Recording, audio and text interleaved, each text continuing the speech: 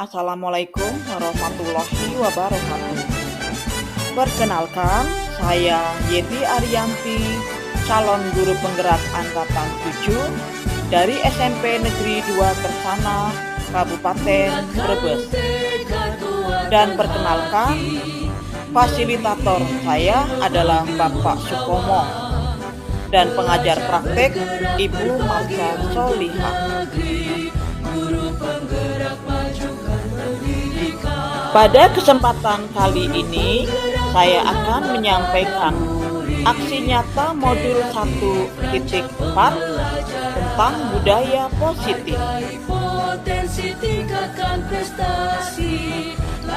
Dalam aksi nyata kali ini, saya ingin menyampaikan tentang pembuatan kesepakatan kelas, tentang penerapan teori restitusi, dan tentang pengimbasan budaya positif di lingkungan SMP Negeri 2 Kersana. Berikut adalah rancangan tindakan untuk aksi nyata yang akan saya lakukan. Bulatkan tekad, kuatkan hati, negeri ini memanggilmu kawan. Belajar bergerak berbagi untuk negeri, guru penggerak majukan pendidikan. Guru penggerak menghamba pada murid, kreatif rancang pembelajaran. Hargai potensi, tingkatkan prestasi, lahirkan profil pelajar Pancasila.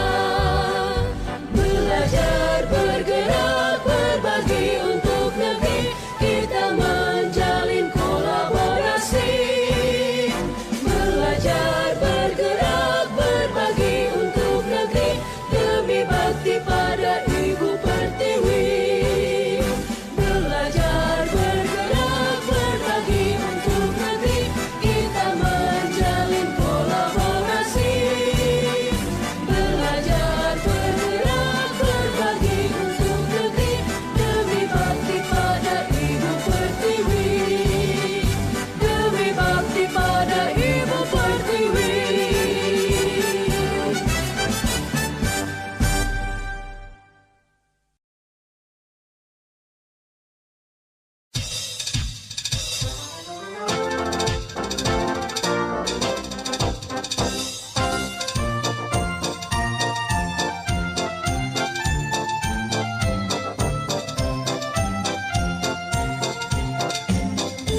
Dalam implementasi konsep inti tentang budaya positif, saya ingin menyampaikan tentang pembentukan keyakinan kelas dan tentang penerapan segitiga restitusi. Berikut tayangannya.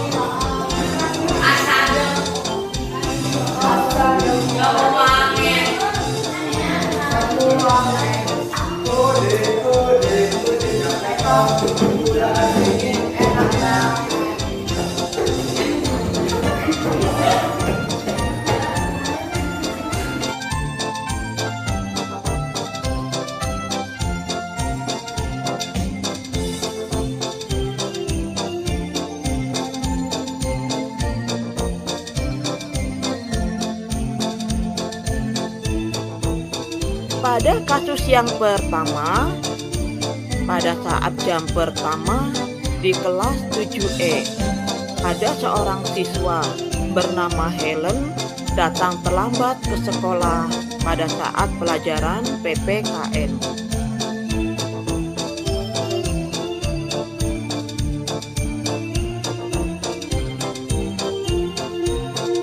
Tahap berikut adalah seminar pengimbasan modul 1.4 budaya positif di lingkungan SMP Negeri 2 Kersana. Pada tahap perencanaan, saya melakukan koordinasi dengan kepala sekolah dan teman-teman sesama calon guru penggerak untuk melakukan kolaborasi.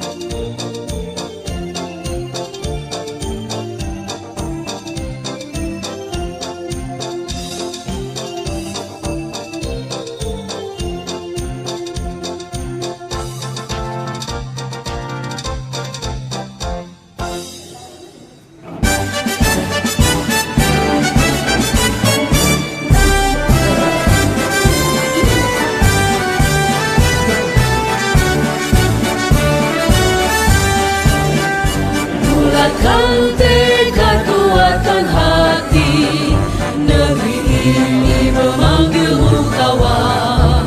Belajar, bergerak, berbagi untuk negeri, guru penggerak majukan pendidikan. Guru penggerak menghamba pada murid, kreatif rancang pembelajaran. Hargai potensi, tingkatkan prestasi, lahirkan profil pelajar Pancasila. Belajar, bergerak, berbagi untuk negeri, kita menjalin kolaborasi. Belajar, bergerak, berbagi untuk negeri, demi bakti pada Ibu Pertiwi.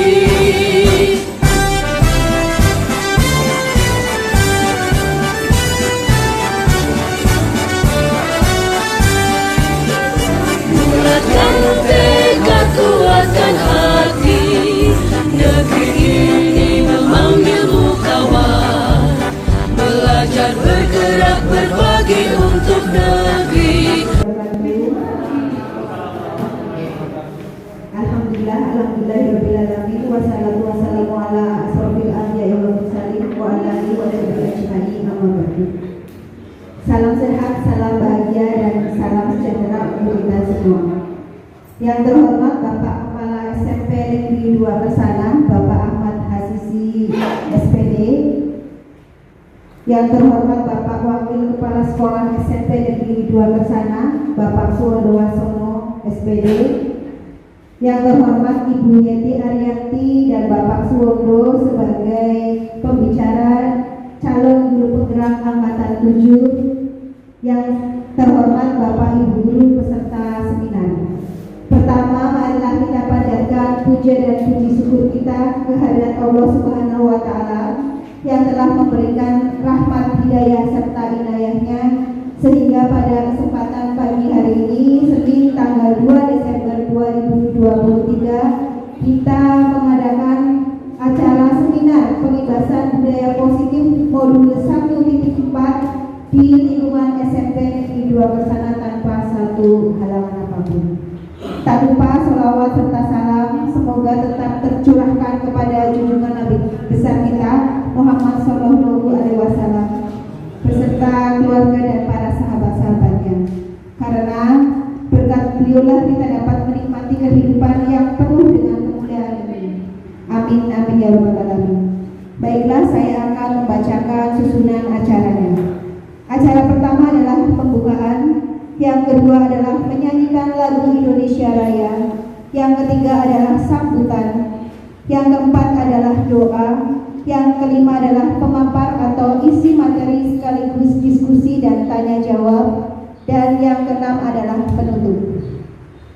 Marilah untuk membuka acara ini kita bersama-sama membaca basmalah. Bismillahirrahmanirrahim. Baiklah Bapak Ibu guru hebat, untuk acara yang kedua adalah menyanyikan lagu Indonesia Raya yang akan dipandu oleh Ibu Faizia SPD. Kepadanya kami persilahkan. Dan Bapak Ibu dimohon berdiri.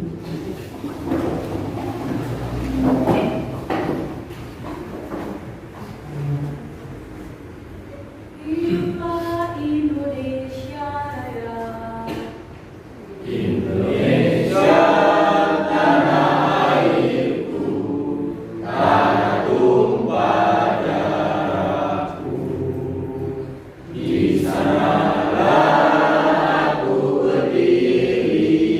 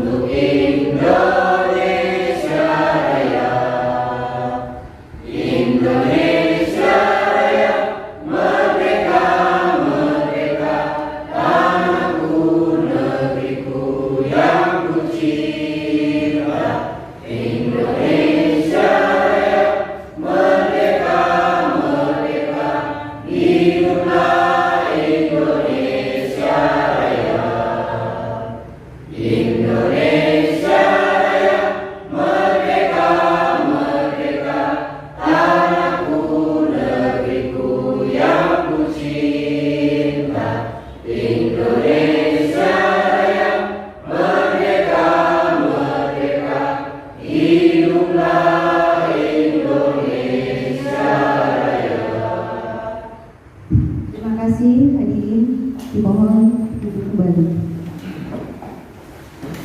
Untuk acara yang ketiga adalah sambutan oleh Bapak Kepala Sekolah SMP Negeri 2 Kersana kepada Bapak Ahmad Hasisi SPD, kami persilahkan.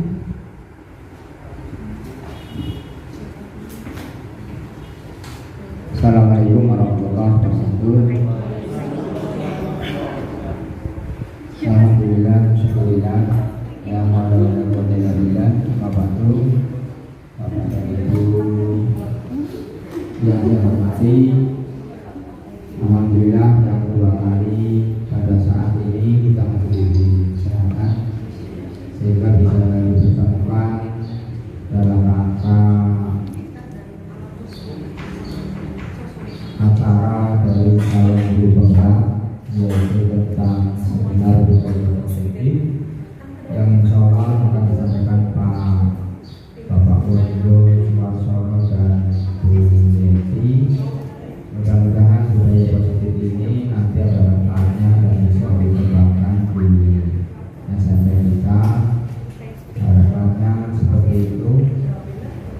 Dan berkat dalam kedua materi maksimalkanlah waktu sesuai dengan ketentuan sehingga harapan bisa mencapai nilai predikat yang terbaik.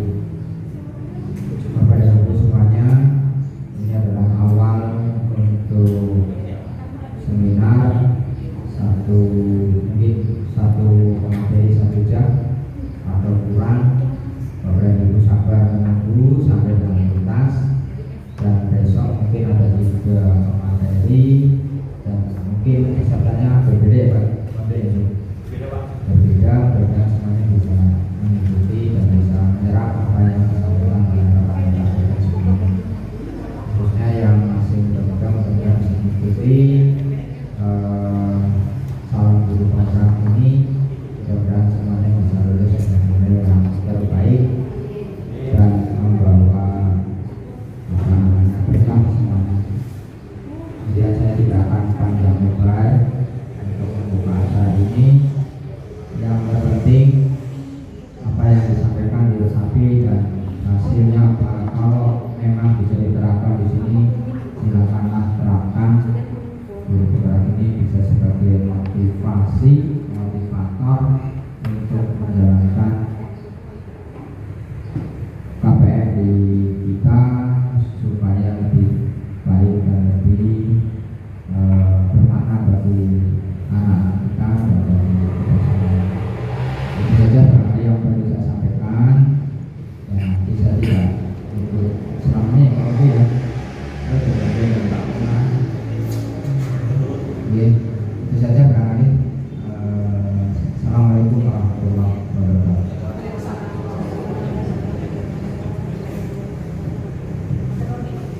Terima kasih Bapak Kepala Sekolah SMP Negeri 2 Kersana.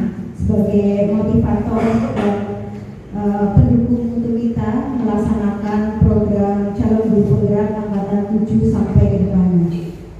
Untuk acara keempat adalah doa yang akan dibawakan oleh Bapak Ibu Mana Sarjana Pendidikan. Kepada Bapak Ibu kami persilakan.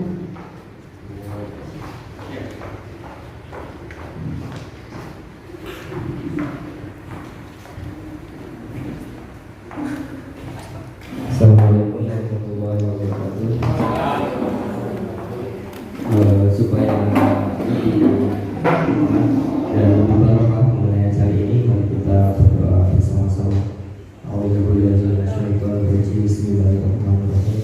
Hamdan syakirin, hamdan na'imin, hamdan waki'an, wa yaqabil mujidah. Ya Rabbana alhamdu kama yanbaghi li jalali wajhika al-karim wa 'azimi sultanik. Ya Allah, ya Tuhan kami, segala puji untukmu, pemelihara alam semesta. Segala puji atas karunia dan kenikmatan yang Engkau limpahkan kepada kami. Segala puji atas keagungan, segala puji atas kemuliaan dan kekuasaan. Allahumma shalli wa sallim ala sayyidina Muhammadin wa ala alihi wa sahbihi ajma'in. Asyhadu an la ilaha illallah wa asyhadu anna Muhammadar Rasulullah. Ya Malik ya Qudus, kami agungkan namamu karena hanya Engkau mengirimkan kami. Hanya kepadamu kami bersujud, hanya kepadamu kami bersyukur, dan hanya kepadamu kami memanjatkan doa. Ya Rahman, ya Rahim, hanya kepadamu kami menyembah dan hanya kepadamu kami mohon pertolongan. Ya Rabbana, hari ini kami berkumpul di sini dalam kegiatan seminar budaya positif, berdiskusi mengurai pikiran untuk memberikan sumbangsi terbaik bagi sekolah ini. Karenanya ya Allah, lancarkanlah acara kami, berkahilah, penuhilah pertemuan ini dengan kebaikan hingga akhir nanti. Bukakanlah pikiran kami, aturkanlah hati kami, dan berikanlah kami ide-ide cemerlang untuk membangun perbuatan sekolah ini. Ya Allah, ya Maha Mengetahui, bimbinglah kami dengan hidayah-Mu. Berkahilah kami selalu dengan takdir-Mu, dan jadikanlah hati kami selalu ridho dengan pemberian-Mu. Rabbi sholli sholli wa yassir amri wa hlul 'uqdatam min lisani yafqahu qawli. Ya Tuhan, lapangkanlah lidahku dan lancarkanlah lidahku serta mudahkanlah lisanku.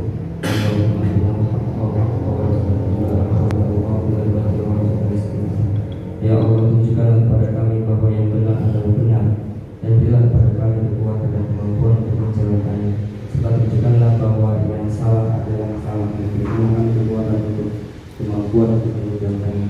Rabbana atina fid dunya hasanah wa fil akhirati hasanah wa qina adzabannar. Wassallallahu ala sayyidina Muhammadin wa ala alihi wasallam. Subhana rabbika rabbil izzati amma yasifun wa salamun ala mursalin walhamdulillahi rabbil alamin. Wassalamualaikum warahmatullahi wabarakatuh. Assalamualaikum warahmatullahi wabarakatuh. Terima kasih Bapak Ibu Mana. Alhamdulillah, semoga dari doa bersama kita tadi dapat mempermudah kita dalam pemahaman serta dalam mengamalkan ilmu kita yang akan kita dapatkan pada kesempatan hari ini. Amin amin ya rabbal alamin. Baiklah Bapak Ibu, untuk acara inti, acara yang kita nantikan yaitu pemateri sekaligus diskusi tanya jawab yang akan disampaikan oleh Ibu Yeti Arianti SPD dan Bapak Suwondo Wasono SPD. Tentang aksi nyata modul 1.4 budaya positif. Kepada Ibu Yeti dan Bapak Suwondo kami persilakan. Terima kasih atas waktunya. Assalamualaikum warahmatullahi wabarakatuh. Jadi saya ucapkan terima kasih kepada Bapak dan Ibu yang berkenan hadir pada acara hari ini dengan tema seminar pengibasan budaya positif atas aksi nyata yang telah kami lakukan, yaitu dalam modul 1.4 calon guru penggerak angkatan 7 SMP Negeri 2 Kersana Kabupaten Brebes. Jadi pada hari ini apa yang akan kami ibaskan, apa yang ingin kami sosialisasikan, harapannya adalah dapat diterapkan, direalisasikan di kelas-kelas Bapak dan Ibu. Ayo bersama-sama supaya semua mampu menciptakan budaya positif di lingkungan SMP Negeri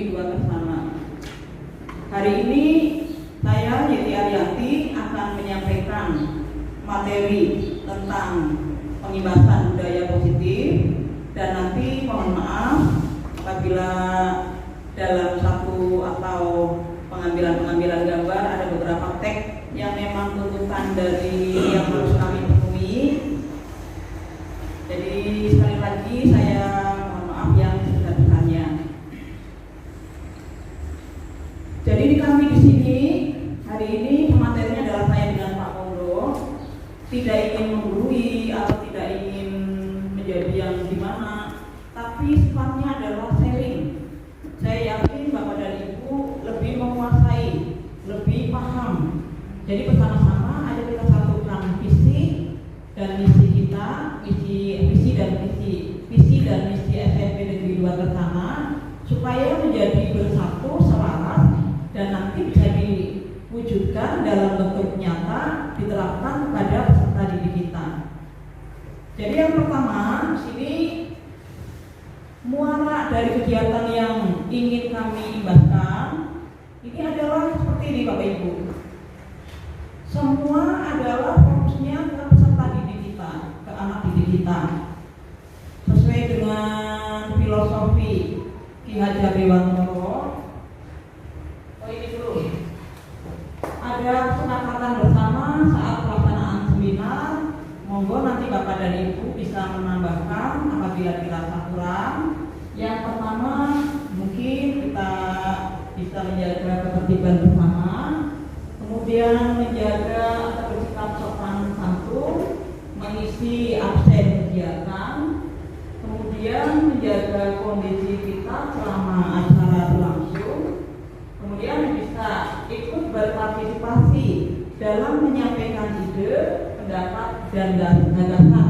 Jadi selanjutnya tadi kita sampaikan, kita sharing ilmu Bapak Ibu. Saya yakin jauh lebih dari kami. Jadi nanti apa yang kita belum dapat mungkin bisa mendapat masukan dari Bapak Ibu. Yang sudah kita peroleh kita akan share di sini untuk Bapak Ibu juga. Kemudian ikut menjaga kelancaran jalannya seminar. Apakah sepakat Bapak Ibu untuk kesepakatan acara hari ini? Seperti ini, apakah sepakat? Sepakat. Di matur nuwun. Nanti barangkali mau ditambahkan boleh. Barangkali kayaknya ada yang kurang, silakan ditambahkan. Nah ini, kalau melihat gambar di depan, apa yang Bapak Ibu tangkap? Coba melihat anak-anak rasanya bebas, gembira, merdeka. Itu menunjukkan satu pemikiran bahwa kepada peserta didik kita pun kita harus memberi kebebasan yang sebebas-bebasnya, tetapi bukan bebas yang mutlak Bapak Ibu. Bebasnya tetap kita arahkan, tetap kita pantau, karena takutnya mereka salah arah, salah jalan. Mereka kan dalam usia-usia yang masih labil, jadi tetap kita pantau. Akan tetapi di sini mereka sekali lagi diberi kebebasan sebebas-bebasnya. Bahkan pada materi yang kami dapatkan, guru itu menghambat kepada murid. Bagaimana? Bayangkan Bapak Ibu, murid adalah raja. Nah, itu yang sekarang harus kita pahamkan dalam pikiran kita. Ibaratnya satu menjalankan usaha, murid itu konsumen kita pelayannya. Kita menghamba kepada murid. Murid itu adalah raja. Jadi kita harus memberikan pelayanan semaksimal mungkin. Itu mindset yang mungkin perlu diubah. Muaranya adalah di situ.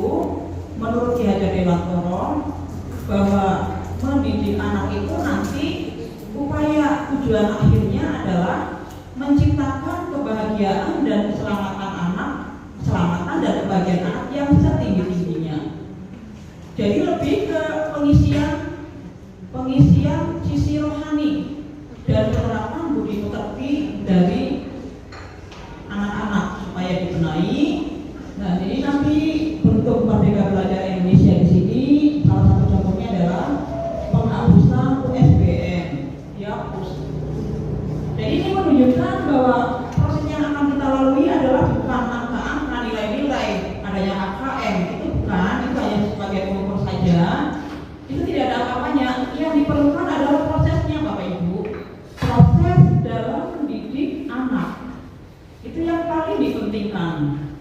bahwa mengajar ternyata adalah bagian dari pendidikan, bahwa di dalamnya kalau pendidikan lebih ke pemberian ilmu-ilmu pengetahuan, akan tapi mengajar lebih ke pembentukan karakter atau budi pekerti. Kemudian UN juga diganti asesmen nasional atau ANDK ya. Kemudian RPP pun yang kita tahu sekarang modelnya adalah RPP 1 lembar. Istilahnya 1 lembar, sepertinya betul-betul 1 lembar, tetapi lampirannya yang banyak sekali, ya Bapak Ibu ya. Jadi kemudian ada penerimaan peserta didik baru yang lebih fleksibel dengan sistem zona dan sebagainya.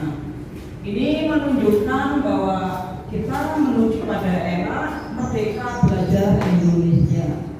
Nah ini tadi yang saya sampaikan, kita ini sedang digalakan mengadopsi filosofi pendidikan menurut Ki Hajar Dewantoro.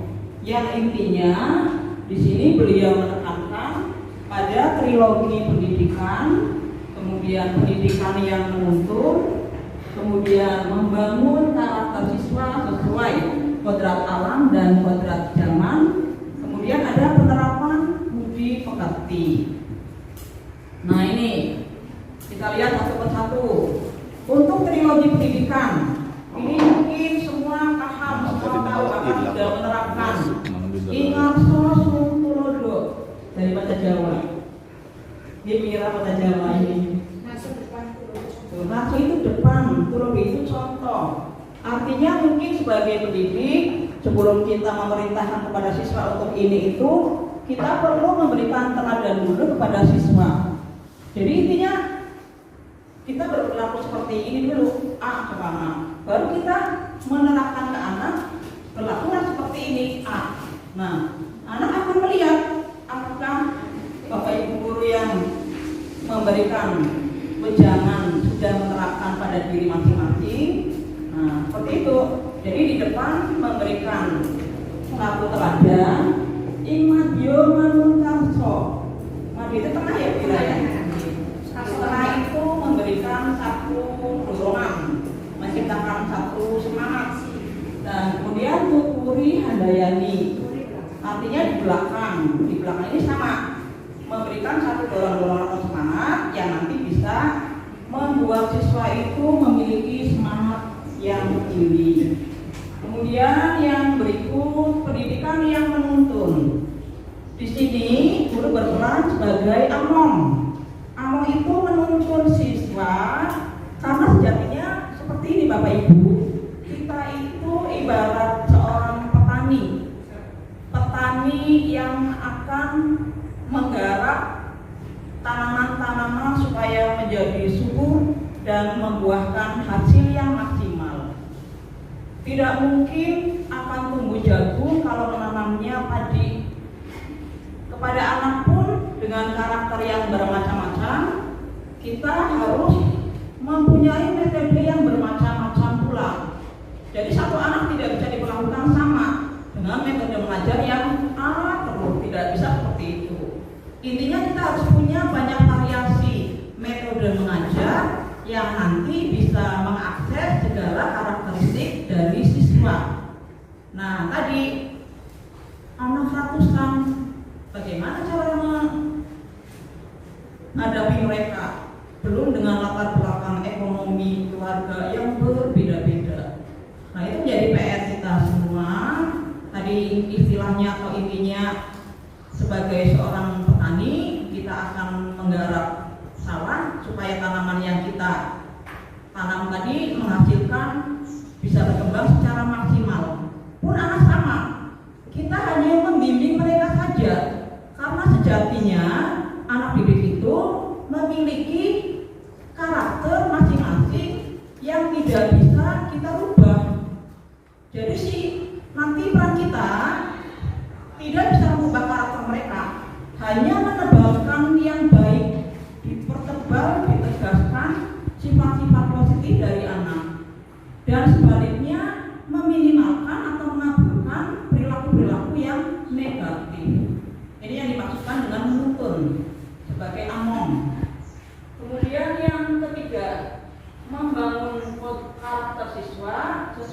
kodrat alam dan kodrat zaman. Tadi yang kita sampaikan, kodrat alam itu berkaitan dengan bentuk, dengan isi dan lingkungan, dengan karakter dan lingkungan anak. Itu kodrat alam. Yang tadi kita sampaikan, anak sudah seperti itu. Warnanya anak tetap menjadi kita. Kita hanya tadi menuntut saja supaya anak berkembang ke arah yang positif, yang negatif kita buang. Kemudian disesuaikan dengan kodrat zaman.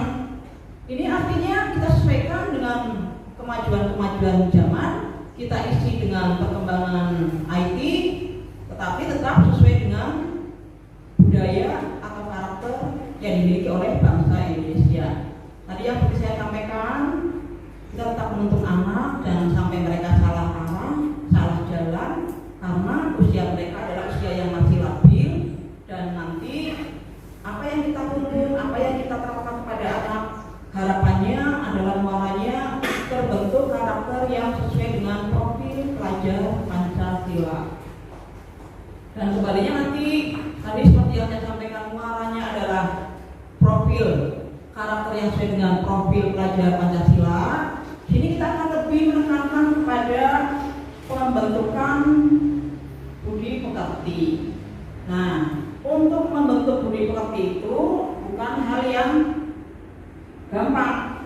Itu perlu perjalanan yang sangat panjang dan sangat lama, Bapak Ibu. Nah, pembentukan karakter-karakter itu nanti disebut dengan di sini budaya positif. Apa sih latar belakang kenapa perlu diciptakan budaya positif di lingkungan sekolah kita? Jadi nanti mungkin bisa bertahap di kelas kita dulu, di kelas-kelas kita dari hal yang kecil nanti menjadi satu rutinitas. Akhirnya tiap kelas menjalankan, lama-lama satu sekolah ini kalau dilaksanakan secara terus-menerus, bertahap, kontinu, berkelanjutan, dan menjadi satu keyakinan pada diri mereka, insya Allah akan menjadi budaya positif yang betul-betul luar biasa di lingkungan SMP Negeri 2 Tersana. Ini latar belakangnya. Harus ada suasana positif yang mendukung supaya ada kondisi pembelajaran yang menyenangkan. Tadi kondisi pembelajaran yang menyenangkan itu adalah melalui metode-metode pembelajaran yang bervariasi. Kita harus ingat, usia anak kita adalah usia bermain. Coba Bapak Ibu kali istirahat sekali-kali, atau mungkin sudah ada beberapa yang diam di kelas. Mereka begitu senangnya, luar biasanya bermain tanpa ada beban. Itu yang harus kita masukkan dalam metode pembelajaran kita. Jadi disisipkan game-game yang menarik dalam metode pembelajaran kita. Kalau sekali lagi tidak usah pusing dengan nilai angka-angka. Yang penting proses penerapan kepada karakter siswa itu yang akan menjadi tujuan utama kita. Ini latar belakangnya. Ini pengertian budaya positif di sini. Jadi nanti berupanya adalah nilai-nilai, keyakinan, kemudian kebiasaan-kebiasaan yang ada di sekolah. Sekali lagi, tadi fokusnya adalah pada murid. Fokus subjek utama di sekolah kita ini bukan guru, tetapi adalah murid. Murid adalah raja, sekali lagi. Kita ini menghamba kepada murid. Nah ini. Kemudian ini tentang disiplin positif yang tadi saya sampaikan. Nanti caranya dengan bertahap, tanpa kekerasan, tanpa ancaman. Harus ada komunikasi antara guru dengan murid. Kita harus mendengarkan apa sih yang diinginkan oleh murid. Nah, itu yang paling penting di sini. Kemudian dalam disiplin positif juga mengajarkan murid untuk bertanggung jawab. Ada rasa hormat terhadap kita sebagai guru dan ada interaksi dengan lingkungan. Di sini tujuannya menumbuhkan kesadaran murid tanpa ada paksaan atau tanpa ada tekanan-tekanan. Nah, ini yang paling sulit.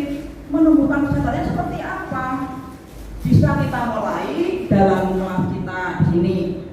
Dan disiplin positif nanti akan melahirkan yang namanya kebajikan-kebajikan. Di sini yang saya ambil adalah kebajikan yang sesuai dengan ada 6 di sini. Saya yakin Bapak dan Ibu sudah hafal kalau di luar kepala, karena ini sekarang menjadi makanan kita sehari-hari. 6 profil pelajar Pancasila: beriman, bertakwa kepada Tuhan Yang Maha Esa, dan berakhlak mulia. Kemudian berkebinekaan global, bergotong royong, mandiri, kreatif, dan bernalar kritis. Nah, ini poinnya. Poin yang akan saya sampaikan di sini ini seperti ini. Apa sih bentuk disiplin positif itu? Salah satunya adalah membentuk keyakinan di kelas kita masing-masing. Jadi sekarang tidak ada yang namanya aturan, tata tertib, tidak ada Bapak Ibu. Aturan atau tata tertib itu kan sepihak dari sekolah yang harus dilaksanakan oleh anak. Sekarang yang ada adalah kesepakatan antara siswa dengan guru. Jadi kalau kita melihat kesepakatan berasal dari murid, itu mereka menyadari bahwa itu berasal dari murid untuk murid, dan nanti kembalinya adalah diterapkan kepada murid juga. Jadi tidak ada yang namanya tata tertib dipasang harus masuk, dilarang. Kalimat-kalimat seperti itu sekarang sudah ada. Semua harus mengacunya adalah pada kalimat yang berbentuk kalimat positif. Seumpama yang dulu itu dilarang berbuat usil kepada temannya, seumpama. Semua kalimat negatif itu harus dirubah menjadi kalimat positif. Tujuannya kenapa? Supaya anak punya terbangun sisi kepribadian yang positif dan menghargai diri sendiri. Dirubah, hargailah temanmu atau hargailah bapak ibu gurumu. Jadi semua harus dengan kalimat positif. Nah, ini tadi saya tekankan, di kelas bisa membentuk keyakinan kelas. Prosesnya tadi dari siswa kembali kepada siswa. Kita hanya sebagai ini saja nanti Bapak Ibu, sebagai koordinator, kemudian kita mengarahkan, membimbing mereka, dari siswa kembali kepada siswa. Ini prosesnya. Nah, ini langsung. Tadi yang pertama, seluruh anggota kelas menyampaikan pendapatnya tentang keyakinan yang perlu disepakati. Jadi ada curah pendapat dari siswa. Siswa masing-masing menyalurkan apa yang menjadi pemikiran kalian supaya terbentuk keyakinan positif. Ini kebetulan sudah saya terapkan di kelas saya, di kelas 9C. Mereka mau diajak berdiskusi, mereka menulis dalam kertas kuning yang kecil itu.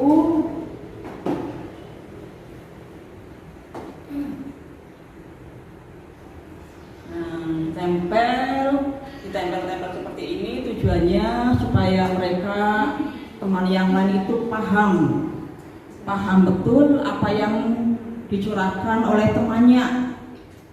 Ada istilah menurut saya itu tak kenal maka tak sayang. Kalau tidak tahu punya temannya, mereka tidak akan melaksanakan, buru-buru melaksanakan ataupun tidak. Nah, ini setelah itu ditempel di ruang yang bisa dilihat oleh siswa. Dan kemudian kita sepakati, itu kan banyak sekali ya Bapak Ibu, banyak sekali kita rangkum. Kan ada yang mirip-mirip, cuma si A membuat seperti ini. Kesamaan-kesamaan itu kita akumulasi menjadi kesepakatan keyakinan kelas yang sama. Dan nanti ujung-ujungnya terbentuk hanya ada sekitar 6-5 kesepakatan kelas, dan ditempel setelah disepakati, ditandatangani oleh semua warga kelas, bahkan kepala sekolah juga harus ikut berperan.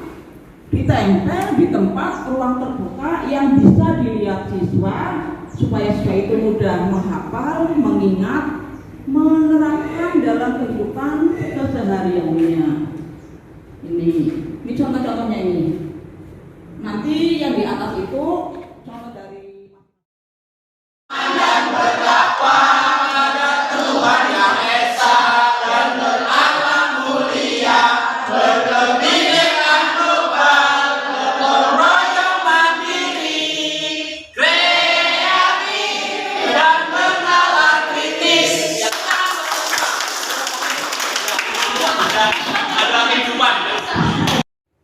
Dan berikutnya adalah tentang 5 kebutuhan dasar manusia.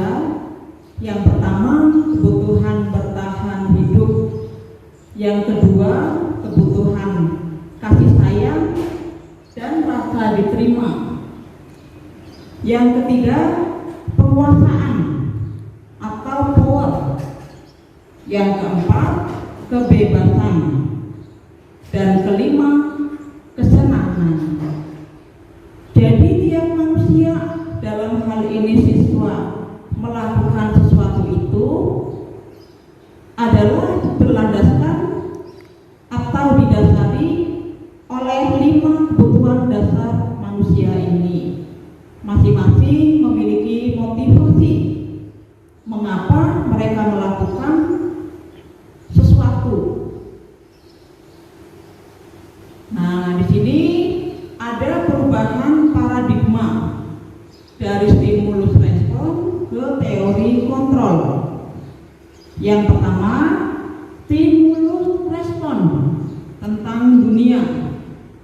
Di sini menyatakan kebutuhan atau realitas kebutuhan kita adalah sama. Sedangkan dalam teori kontrol menyatakan realitas atau kebutuhan kita adalah berbeda. Yang kedua, semua orang melihat hal yang sama. Dalam teori kontrol menyatakan setiap orang memiliki gambaran yang berbeda. Kemudian yang ketiga, kita mencoba mengubah orang agar berpandangan sama, harus sama dengan kita. Ternyata tidak seperti itu. Kita harus berusaha memahami pandangan orang lain tentang dunia. Kemudian yang berikut, perilaku buruk dinilai sebagai suatu kesalahan. Tetapi dalam teori kontrol, kita itu akan berusaha memahami bahwa semua perilaku adalah memiliki tujuan atau memiliki motivasi. Kemudian yang berikut, orang lain bisa mengontrol saya. Dan dalam teori kontrol menyatakan hanya Anda yang bisa mengontrol diri Anda. Kemudian dalam stimulus respon, saya bisa mengontrol orang lain. Tetapi dalam teori kontrol, Anda tidak bisa mengontrol orang lain. Sampai dengan ada pemaksaan pada saat rujukan gagal. Nah, pada teori kontrol ada kolaborasi dan konsensus menciptakan pilihan-pilihan baru. Kemudian yang terakhir, dalam stimulus respon, model berpikir menang kalah. Dan dalam teori kontrol tentang dunia, ini model berpikir menang-menang. Jadi siswa itu tidak akan merasa kalah atau menjadi korban, justru dia akan bangkit menjadi pribadi yang lebih kuat lagi. Begitu Bapak Ibu. Yang berikut, ya, materi yang berikut adalah tentang 5 posisi kontrol. Yang pertama sebagai penghukum, kedua pembuat rasa bersalah, ketiga teman, keempat pemantau, dan kelima manajer. Masing-masing punya ciri khas sendiri-sendiri.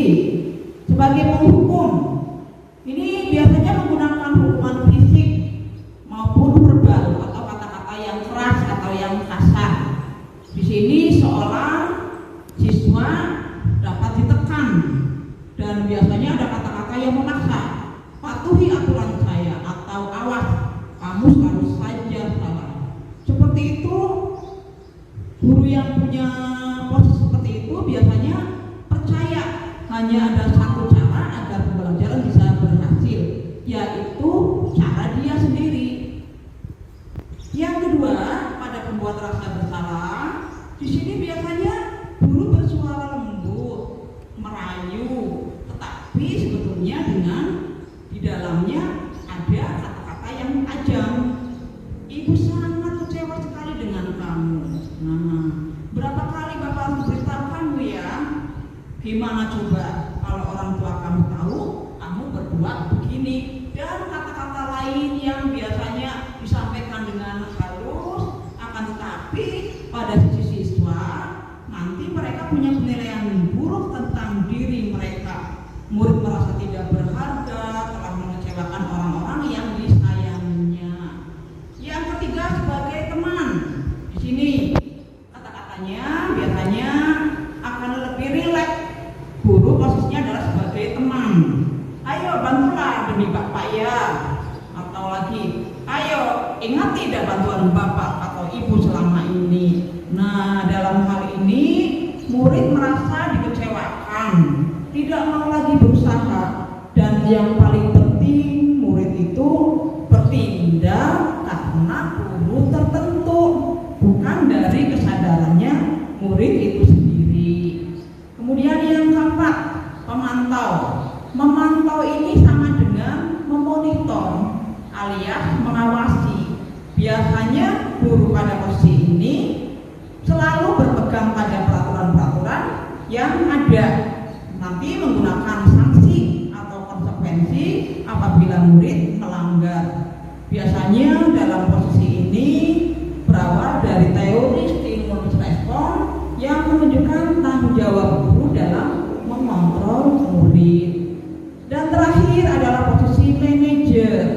Di sini guru dalam berbuat sesuatu dengan murid akan mempersilahkan murid mempertanggungjawabkan perilakunya, mendukung murid agar dapat menemukan solusi atas permasalahannya sendiri. Nanti seorang manajer telah memiliki keterampilan di posisi teman, pemantau. Kemudian apabila menginginkan murid-murid itu menjadi murid yang mandiri, merdeka, bertanggung jawab, kita harus mengacu teori kontrol ini untuk diterapkan pada keseharian kita. Jadi dari 5 posisi kontrol itu, nanti yang paling pas kita terapkan kepada murid kita adalah posisi seorang manajer. Bapak Ibu, adapun perubahan paradigma budaya positif yang dipaparkan oleh Dr. William Glasser dalam teori kontrol ini adalah untuk meluruskan beberapa miskonsepsi tentang kontrol. Yang pertama adalah ilusi guru mengontrol murid. Kemudian yang kedua, ilusi bahwa semua penguatan positif, efektif, dan bermanfaat. Kemudian yang ketiga, ilusi bahwa kritik dan membuat orang merasa bersalah dapat menguatkan karakter. Yang keempat, ilusi bahwa orang dewasa memiliki hak untuk memaksa. Berikut paparannya. Untuk ilusi guru mengontrol murid, pada dasarnya kita tidak bisa memaksa murid untuk berbuat sesuatu. Jadi apabila murid tersebut memilih untuk tidak melakukannya, walaupun kita memaksa, murid menyadari bahwa memang kita paksa, dan pada saatnya murid akan sadar, mereka akan menjalani pilihannya sendiri. Kemudian yang kedua, ilusi bahwa semua penguatan positif, efektif, dan bermanfaat. Nah, di sini adanya bujukan adalah bentuk-bentuk kontrol, adanya penghargaan adalah bentuk-bentuk kontrol, dan itu tidak akan membawa hasil yang efektif apabila guru murid itu menemui atau berjumpa dengan guru lain. Yang ketiga adalah ilusi bahwa kritik akan membuat orang merasa bersalah dan dapat menguatkan karakter. Ini akan menuju pada identitas gagal, bahwa mereka akan merasa buruk tentang dirinya sendiri atau tentang diri mereka, dan mereka akan dalam dirinya itu akan berkecamuk dialog-dialog yang negatif.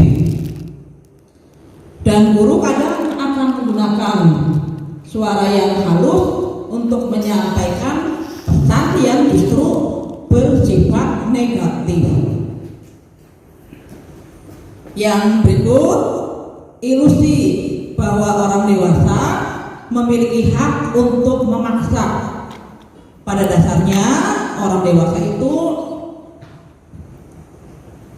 mereka percaya bahwa tanggung jawab terhadap murid-murid adalah kewajiban mereka. Akan tetapi pada saat itu orang dewasa akan menyadari bahwa perilaku mereka itu adalah tidak efektif untuk jangka yang panjang. Bahkan mungkin akan terbentuk hubungan permusuhan dengan siswa. Berikutnya Bapak Ibu, ada 3 motivasi perilaku manusia. Yang pertama adalah untuk menghindari ketidaknyamanan atau hukuman. Jadi di sini mereka melakukan sesuatu itu karena mereka takut disanksi, kena sanksi atau hukuman. Jadi mereka melakukannya karena ada keterpaksaan, ada beban, ada satu ketakutan bahwa mereka akan dihukum. Yang kedua adalah motivasi mendapatkan imbauan atau penghargaan dari orang lain, atau istilahnya adalah reward. Jadi mereka melakukan itu karena ada iming-iming. Iming-iming akan mendapatkan apa? Iming-iming akan mendapatkan hadiah. Dan nantinya saat mereka berhadapan dengan bapak ibu guru yang lain yang tidak memberikan hadiah, anak tidak akan melakukan kewajibannya. Jadi di sini akan terlihat bahwa itu tidak akan berjalan secara jangka panjang. Motivasi yang ketiga adalah untuk menjadi orang yang mereka inginkan dan menghargai diri sendiri dengan nilai-nilai yang mereka percaya. Pada poin ketiga ini, mereka melakukan satu tindakan atau perbuatan adalah dengan kesadaran dari diri sendiri, atau istilahnya adalah motivasi intrinsik yang nanti berusaha mereka bangun karena mereka percaya atas nilai-nilai yang diyakininya, dan mereka ingin menjadi seseorang yang mempunyai keyakinan yang kuat di mata orang lain. Teori restitusi adalah proses menciptakan kondisi bagi murid untuk memperbaiki kesalahan mereka sehingga mereka bisa kembali pada kelompok mereka dengan karakter yang lebih kuat lagi. Ini menurut Gosen pada tahun 2004. Ciri-ciri restitusi di sini, ciri-cirinya banyak sekali Bapak Ibu. Yang pertama, restitusi bukan untuk menebus kesalahan, namun untuk belajar dari kesalahan. Yang kedua, restitusi adalah untuk memperbaiki hubungan. Yang ketiga, restitusi adalah tawaran, bukan paksaan. Kemudian, restitusi menuntun untuk melihat ke dalam diri. Yang berikut, restitusi mencari kebutuhan dasar yang mendasari tindakan. Kemudian, restitusi adalah cara yang paling baik. Kemudian fokus pada karakter, bukan tindakan. Betul Bapak Ibu. Yang berikut adalah menguatkan. Kemudian fokus pada solusi. Dan terakhir, mengembalikan murid yang berbuat salah kepada kelompoknya, tentu dengan karakter yang lebih kuat lagi. Nah, ini adalah segitiga restitusi. Yang pertama, menstabilkan identitas. Yang kedua, validasi tindakan yang salah. Yang ketiga, menanyakan keyakinan. Nah, ini kata-kata yang mencerminkan 3 hal tadi.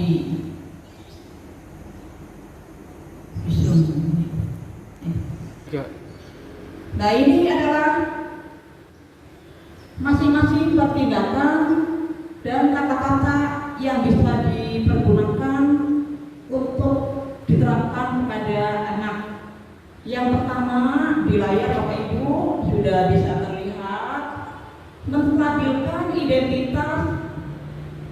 Di sini ada kata-kata yang mencerminkan hal itu.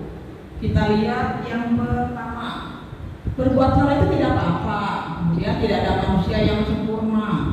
Kita pasti bisa menyelesaikan ini. Ibu tidak tertarik mencari siapa yang salah, tetapi ibu ingin mencari solusi dari permasalahan ini. Kamu berhak merasa begitu dan lain sebagainya. Kemudian yang kedua, validasi tindakan yang salah. Nah, ini kata-katanya ada beberapa, bisa dilihat di layar Bapak Ibu. Di sini, padahal kamu bisa melakukan yang lebih buruk dari ini ya. Nah, atau kamu pasti punya alasan mengapa melakukan hal itu. Nah, ini Bapak Ibu kata-kata yang bisa dipakai dalam menghadapi siswa. Kemudian yang ketiga, menanyakan keyakinan. Nah, ini apa yang kita ketahui sebagai kelas atau keluarga. Kemudian apa nilai-nilai umum yang telah kita sepakati atau yang lain. Di depan terlihat ya Bapak Ibu, itu adalah kata-kata yang bisa dipakai dalam berhadapan dengan siswa. Kita bisa melalui tahapan-tahapan tersebut. Nah, ini contoh-contohnya. Contohnya apakah termasuk hukuman atau sanksi? Ini ada beberapa contoh yang bisa. Baiklah Bapak dan Ibu, untuk memperjelas pemahaman kita tentang penerapan segitiga restitusi, saya akan menyampaikan tayangan video tentang praktek penerapan segitiga restitusi yang sudah saya lakukan di kelas saya. Untuk kasus pertama, ini adalah kasus siswa yang datang terlambat. Di sini pada jam pelajaran PPKN ada seorang siswi yang datang terlambat dan terlambat pula masuk pelajaran yang saya ampu. Adalah tayangannya. Datang terlambat ke sekolah pada saat pelajaran PPKN.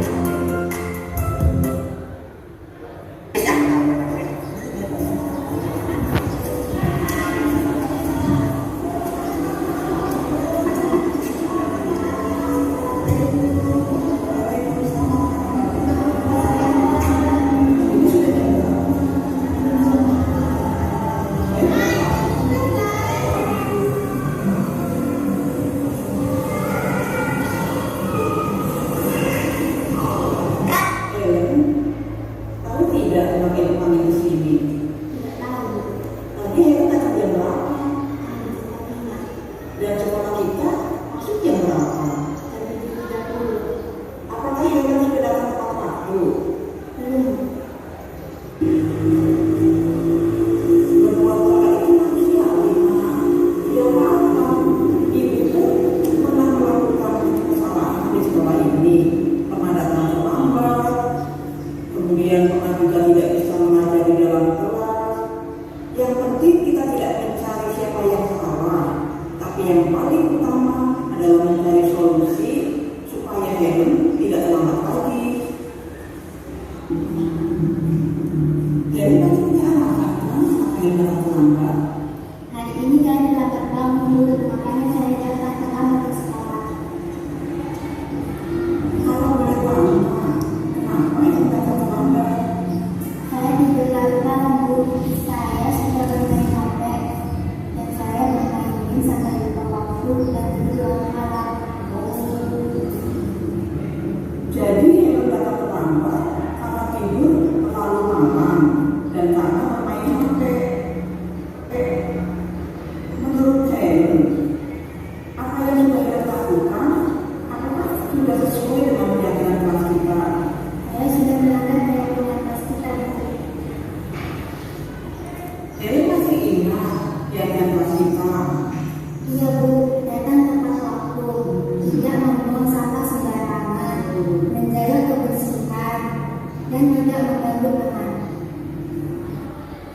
Kira-kira kalau apa yang bisa saya lakukan supaya Helen tidak terlambat datang ke sekolah lagi? Bangun lebih awal, tidak tidur terlalu malam, mengurangi bermain HP, dan memasang alarm. Kalau tidak berbunyi, maka saya akan minta tolong kakak saya untuk membangunkan saya. Kira-kira kapan Helen akan melakukan hal-hal yang tadi disebutkan? Mulai saat ini Bu, saya akan tidur lebih awal. Terima kasih ya Nak, Helen sudah mau melakukan perubahan ke arah yang lebih baik. Dan selanjutnya untuk masa yang akan datang, semoga Helen mau mentaati peraturan dan mau lebih bertanggung jawab. Jadi seperti yang tadi saya tayangkan ya Bapak Ibu, setiap permasalahan atau kasus yang menimpa siswa kita terapkan dengan teori segitiga restitusi dan melalui 3 tahapan. Tahapan yang pertama stabilitas identitas, kemudian yang kedua validasi tindakan yang salah, dan yang ketiga menanyakan keyakinan-keyakinan. Ini adalah satu bentuk tes penerapan segitiga restitusi yang pernah saya lakukan. Demikian Bapak dan Ibu, apa yang sudah saya sampaikan semoga bermanfaat untuk semua. Saya mohon maaf apabila dalam penyampaian ada yang tidak berkenan. Saya ucapkan terima kasih atas kehadirannya. Salam guru hebat. Saya akhiri. Wassalamualaikum warahmatullahi wabarakatuh. Termin pertanyaan atau tanya jawab, kami membuka 3 pertanyaan kepada Ibu Yeti atau Bapak Suwondo. Silakan Ibu raise your hand, mengacungkan tangannya, sebutkan nama dan pertanyaannya. Untuk membuka pertanyaan kedua, silakan mengacungkan jari. Oke, Ibu Ira dulu ya, silakan. Monggo. Sebutkan nama dan jumlah nama.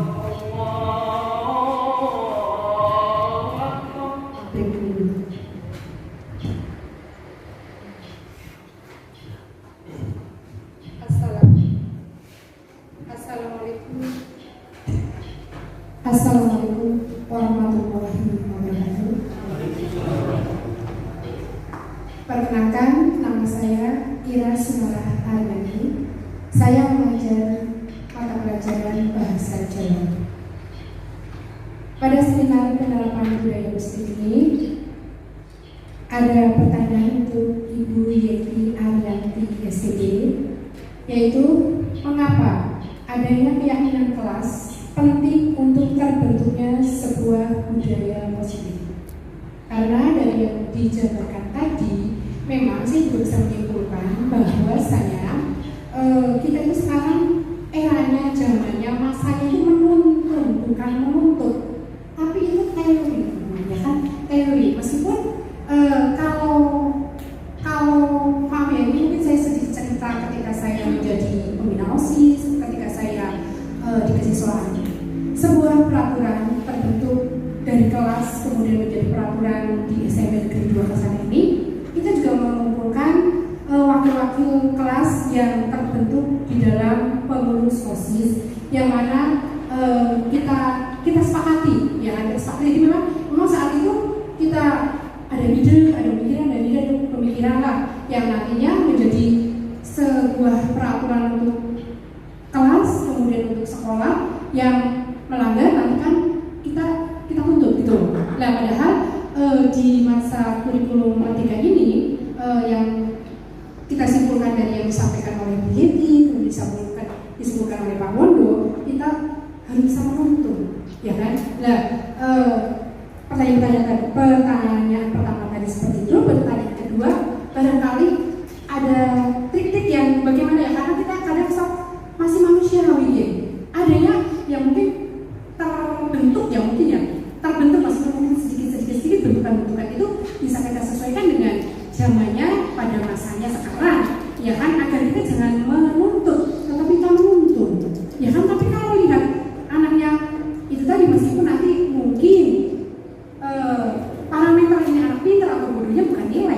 ya kan adanya deskripsi seperti sekolah TK, sekolah masih taman kanak-kanak lah, seperti itu ya. Mungkin ibu atau bapak di sini tadi pertanyaan pertama untuk Bu Yeti, kemudian yang kedua untuk Bapak Sunda atau Bu Yeti barangkali bisa memberikan kepada teman-teman, ya kan, karena saya pribadi juga maaf saja, meskipun dalam pikiran saya bisa, contoh ya, di dalam karena saya mengajar bahasa Jawa, saya memberikan materi tentang aksara Jawa. Saya bisa dengan kartu, ya kan, saya bisa dengan kartu, mereka akan bernyanyi gitu loh. Tapi kan tetap saya pengennya kamu bisa gitu loh. Dan tuntutan saya dengan bermain seperti itu, tapi tuntutan saya, aduh gimana nggak itu bahasa bagaimana ya menepis tuntutan yang ada dalam nurani kita, dalam hati kita sebagai manusia biasa. Dan mungkin ya nanti kalau boleh jujur yang hadir di sini, mungkin juga sama lah tuntutan itu mungkin masing-masing ada. Ya, itu aja yang bisa saya tanyakan kepada Bapak Ibu pemateri. Terima kasih dan mohon maaf barangkali kata-kata saya tidak terbatas. Terima kasih. Saya akhiri. Wassalamualaikum warahmatullahi wabarakatuh.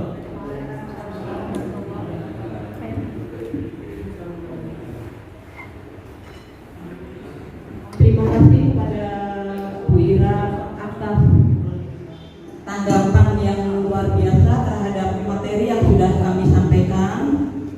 Tadi saya simpulkan ada 2 pertanyaan. Yang pertama, mengapa adanya keyakinan kelas itu penting dibuat demi terbentuknya sebuah budaya positif.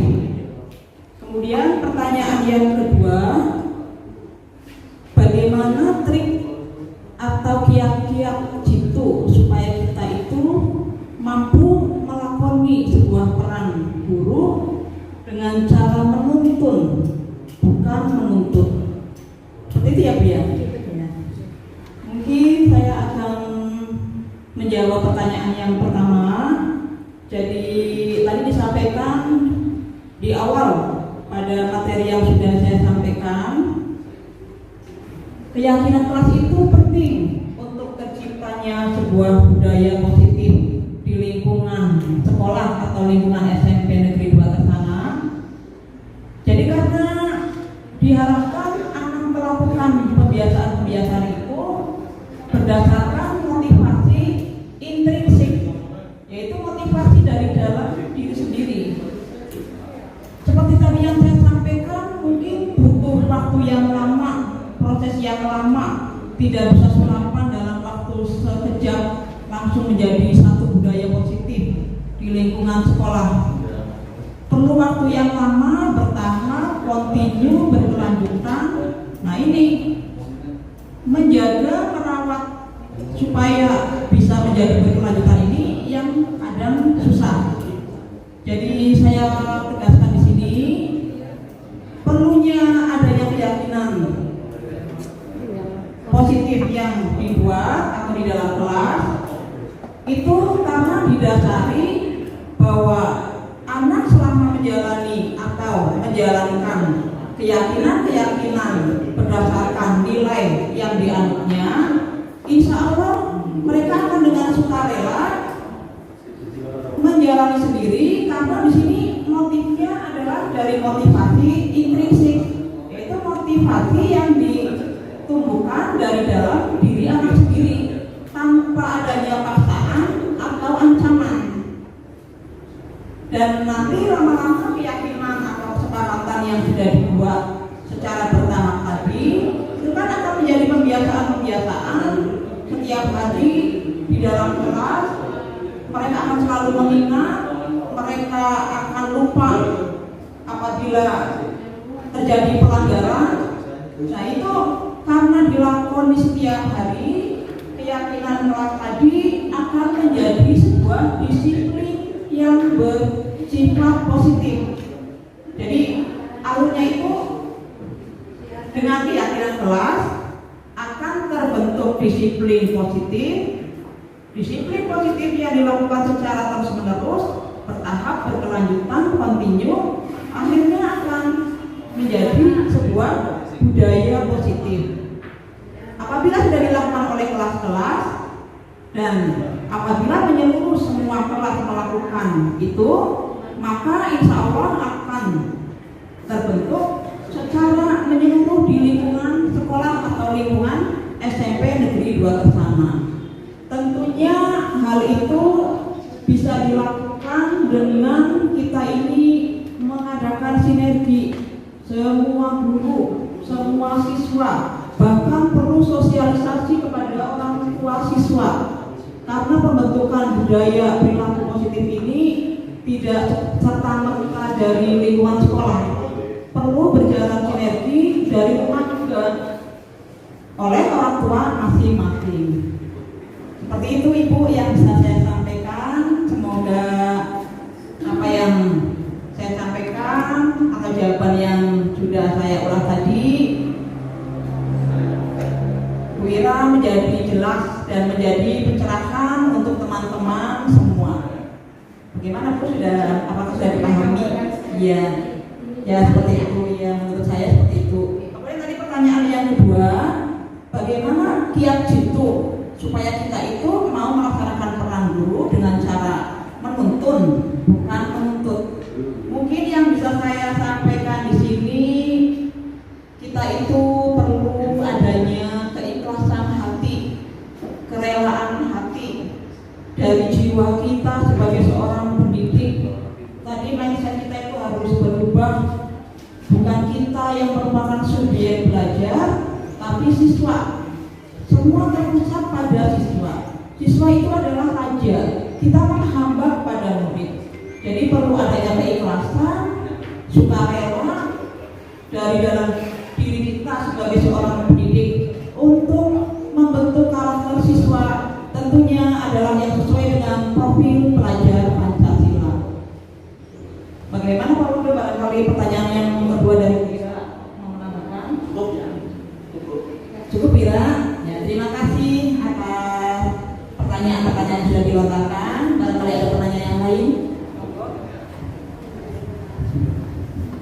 Terima kasih kepada Bu Ira atas pertanyaan yang disampaikan dan terima kasih untuk Ibu Yeti telah menjelaskan. Kemudian untuk pertanyaan yang ketiga atau pertanyaan yang terakhir, silakan barangkali ada yang ditanyakan. Silakan Ibu. Sebutkan nama dan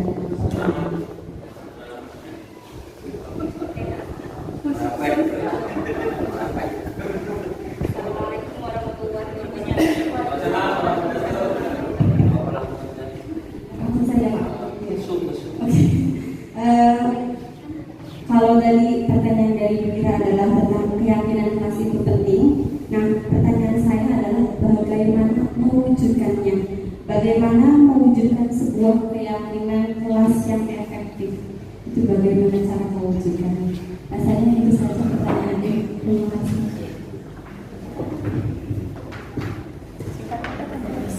Ya, pertanyaan yang berikut masih tentang keyakinan kelas.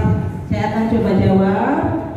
Tadi di awal sudah saya sampaikan, untuk membentuk sebuah keyakinan kelas yang nantinya bisa dilaksanakan oleh segenap warga kelas itu ada langkah-langkahnya. Gini, proses pembentukan keyakinan kelas. Tentu yang pertama di sini ada curah pendapat. Jadi sekali lagi keyakinan kelas itu bukan guru yang membuat, tapi siswa. Curah pendapat dari siswa kita tampung. Semua membuat pendapat atau mencurahkan pendapatnya tentang keyakinan yang perlu disepakati. Kemudian kita nanti mencatat semua masukan dari anggota kelas, ditempel-tempel di papan atau di ruang mana yang bisa terlihat, supaya satu sama lain bisa melihat karya curah pendapat dari teman-temannya. Kemudian yang ketiga dari curah pendapat tadi, kita akumulasi dari yang banyak, umpama di kelas saya 28 siswa. Saya akumulasi menjadi keyakinan kelas yang jumlahnya nanti hanya sekitar 5 atau 6, karena biasanya itu hampir mirip-mirip Bapak Ibu. Kemudian yang berikutnya kita cermati lagi keyakinan kelas yang sudah disusun. Setelah setelah kita cermati, kita sepakati seluruh anggota kelas itu, dan bentuk kesepakatannya adalah dengan ditandatangani seluruh anggota kelas, kemudian saya sebagai wali kelas, juga dengan pengesahan dari kepala sekolah. Nah, hasil dari itu, yang kesepakatan itu terjalin, sudah dibuat, ditempel di ruang yang sekiranya bisa dilihat oleh seluruh warga sekolah, seluruh warga kelas. Kemudian nanti bisa berimbas ke warga sekolah. Dan nanti melalui keyakinan-keyakinan kelas itu diharapkan akan muncul tadi, tiap hari mereka melaksanakan, maka nanti akan muncul disiplin positif, dan insya Allah kalau seluruh kelas sudah melaksanakan, pada muara akhirnya adalah terbentuk budaya positif di lingkungan SMP Negeri 2 Kersana. Ini hasil kesepakatan kelas di kelas 9C, ditempel, bahkan Wihanto nempel itu di depan. Begitu masuk depan kelas, mereka langsung bisa melihat. Mereka nanti akan lama-lama akan hafal dengan sendirinya mana perilaku-perilaku yang harus dijunjung di dalam kelas tersebut. Begitu Bu Erna, barangkali apa yang saya sampaikan bisa menjadi pencerahan untuk Bu Erna khususnya, dan audien pada umumnya. Semoga jawabannya memuaskan. Cukup Erna. Bapak Ibu, untuk mengakhiri acara seminar penerapan budaya positif pada pagi hari ini, sebagai pembawa acara, saya mohon maaf sebesar-besarnya apabila ada tutur kata yang kurang berkenan. Marilah kita tutup acara dengan membaca hamdalah bersama-sama.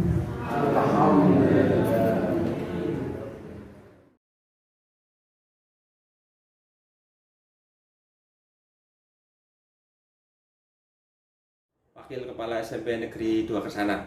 Di sini saya akan memberikan testimoni tentang pengimbasan budaya positif yang sudah dilakukan oleh Ibu Yeti Ariyanti, yang mana beliau adalah calon guru penggerak angkatan 7 Kabupaten Brebes dari SMP Negeri 2 Kersana.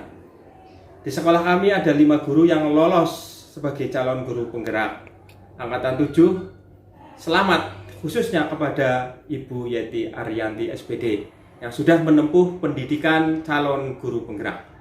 Beliau mengimbaskan kepada kami melalui seminar budaya positif yang dilaksanakan pada hari Senin tanggal 2 Januari 2023. Dalam seminar tersebut didefinisikan tentang paradigma baru pendidikan, tentang keyakinan dan penerapan teori restitusi yang selanjutnya akan saya terapkan terhadap para peserta didik kami di SMP Negeri 2 Kersana. Hal ini akan membawa kemajuan dan angin segar untuk kemajuan pendidikan yang mencerminkan budaya positif di lingkungan SMP Negeri 2 Kersana pada khususnya, dan dunia pendidikan di Indonesia pada umumnya, yaitu terbentuknya karakter yang sesuai dengan profil pelajar Pancasila. Salam guru penggerak, tetap semangat pada Ibu Yeti Ariyanti SPD. Terima kasih, salam guru hebat. Wassalamualaikum warahmatullahi wabarakatuh. Saya Hamidah Fauzia, guru mata pelajaran prakarya, ingin memberikan testimoni tentang pengimbasan budaya positif yang sudah dilakukan oleh Ibu Yeti Ariyanti SPD. Saya merasa bersyukur di SMP Negeri 2 Kersana ada yang lolos sebagai calon guru penggerak. Selamat ya kepada Ibu Yeti Ariyanti. Ilmu-ilmu yang beliau dapatkan selama menjalani pendidikan guru penggerak dihempaskan kepada kami melalui seminar budaya positif yang dilaksanakan pada hari Senin tanggal 2 Januari 2023. Dalam seminar tersebut didefinisikan tentang paradigma baru, tentang keyakinan kelas, dan penerapan teori restitusi yang selanjutnya akan saya terapkan kepada anak-anak didik saya. Saya optimis hal ini akan membawa kemajuan dan angin segar untuk kemajuan kemajuan pendidikan yang mencerminkan budaya positif di lingkungan SMP Negeri 2 Kersana pada khususnya dan dunia pendidikan di Indonesia pada umumnya, yaitu terbentuknya karakter yang sesuai dengan profil pelajar Pancasila. Maju terus pendidikan Indonesia, salam guru hebat. Wassalamualaikum warahmatullahi wabarakatuh. Perkenalkan, nama saya Bayu Irawan, guru mata pelajaran PJOK di SMP Negeri 2 Kersana. Saya baru saja mengikuti seminar di lingkungan SMP Negeri 2 Kersana dengan pemateri Ibu Yeti Arianti, CGP Angkatan ke-7 SMP Negeri 2 Kersana, Kabupaten Brebes. Saya mendapatkan materi yang sangat luar biasa. Saya jadi tahu tentang macam-macam teori kontrol, saya jadi tahu tentang keyakinan kelas, dan saya jadi tahu tentang teori segitiga restitusi. Semua hal-hal baru ini pasti akan saya terapkan kepada anak didik saya.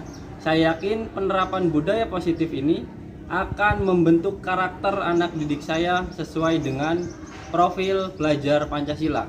Saya bersyukur di sekolah saya ada guru yang lolos menjadi guru penggerak, sehingga saya dan guru-guru lain mendapat pengimbasan atas ilmu yang sangat luar biasa ini. Terima kasih Ibu Yeti atas sharing ilmunya. Salam guru penggerak, tergerak, bergerak, menggerakkan. Wassalamualaikum warahmatullahi wabarakatuh. Perkenalkan, saya Cesira Putri dari kelas 9C, SMP Negeri 2 Kersana, Kabupaten Brebes. Saya senang dengan mata pelajaran PPKN yang diajarkan oleh Ibu Yeti Arianti. Beliau mengajarkan nilai-nilai kebajikan kepada kami. Beliau juga membimbing kami dalam membuat kesepakatan kelas berdasarkan nilai-nilai kebajikan yang telah disepakati bersama. Dengan kesepakatan kelas yang sudah kami susun, kelas menjadi lebih tertib dan kondusif. Dengan suasana kelas yang menyenangkan, itu membuat kami lebih semangat belajar. Dan ini adalah kesepakatan di kelas kami. Terima kasih Bu Yeti. Wassalamualaikum warahmatullahi wabarakatuh. Berikut adalah refleksi atas kegiatan yang telah saya lakukan. Yang pertama, penerapan segitiga restitusi saya lakukan di kelas 7E, yaitu kasus siswa datang terlambat pada tanggal 14 Desember tahun 2022. Kemudian yang kedua, pembuatan keyakinan kelas bersama dengan kelas 9C dilakukan pada tanggal 15 Desember tahun 2022. Dan yang ketiga, pelaksanaan seminar penerapan budaya positif dilakukan di SMP Negeri 2 Kersana pada tanggal 2 Januari tahun 2023.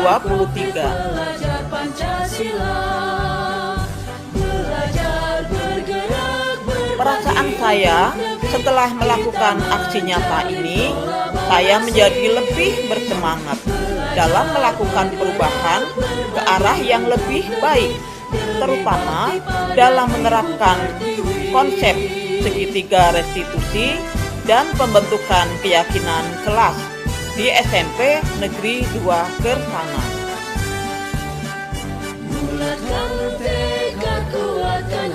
Adapun rencana perbaikan dan pengembangan di masa yang akan datang, yang pertama, saya akan selalu mengevaluasi kesepakatan kelas yang telah dibuat secara berkala.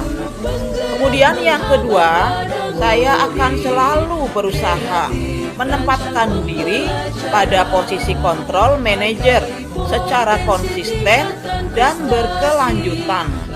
Kemudian yang ketiga, saya akan berusaha selalu menerapkan segitiga restitusi pada permasalahan siswa. Yang keempat, saya senantiasa akan berkolaborasi dengan semua pihak demi terwujudnya budaya positif.